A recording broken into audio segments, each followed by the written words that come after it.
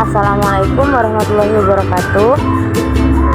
Perkenalkan, namaku Wildatun Al-Aluf dengan NIM 231103050034. Nah, di video kali ini aku bakal bahas dua jenis tes proyektif yang sering dipakai di dunia psikologi, yaitu EPPS dan SSCT. Yuk kita bahas bareng agar kita lebih mengenal apa itu tes proyektif. Sebenarnya cara psikolog buat memahami kepribadian seseorang tanpa harus nanya langsung. Jadi mereka ngasih semacam rangsangan atau stimulus, bisa berupa gambar, kata, atau kalimat yang belum selesai. Orang yang dites nanti disuruh jawab secara spontan.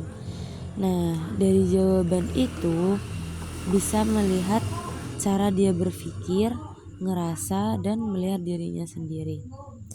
Misalnya, kalau dikasih kalimat saya senang kalau titik. Nah, dari setiap orang bakal jawab berbeda-beda. Dari situ kepribadiannya bisa kelihatan. Jadi sekarang kita masuk ke tes yang pertama, yaitu EPPS.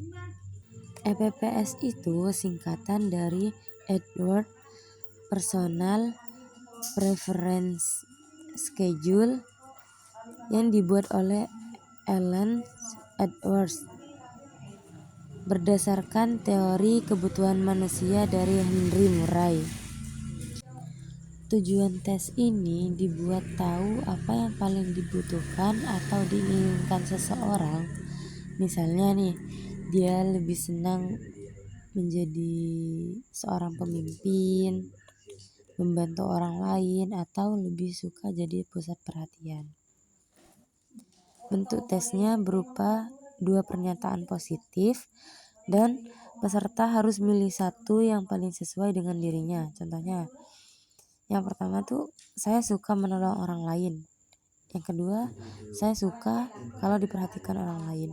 Nah, dari pilihan-pilihan itu, psikolog bisa lihat arah kepribadian orang tersebut. Nah, kalau SSCT itu kepanjangan dari Sentence Completion Test atau tes melengkapi kalimat. Nah, di tes ini isinya banyak kalimat yang belum selesai dan orang yang dites disuruh lanjutin kalimat dengan kata-katanya sendiri. Semisal, keluarga saya saya takut jika Nah, dari kalimat yang belum selesai tadi, orang yang dites itu disuruh lanjutin kalimatnya dengan kata-kata sendirinya. Nah, dari jawaban yang muncul spontan itu, psikolog bisa tahu cara seseorang memandang dirinya, orang lain, dan perasaannya. Tes ini sering dipakai buat lihat hubungan sosial, emosi, serta kepribadian seseorang secara lebih dalam. Nah, satu hal lagi yang penting banget. Tes psikologi kayak EPPS dan SSCT ini gak boleh dipakai sembarangan. Soal atau stimulus aslinya gak boleh ditunjukkan ke publik, karena itu termasuk rahasia profesi psikolog.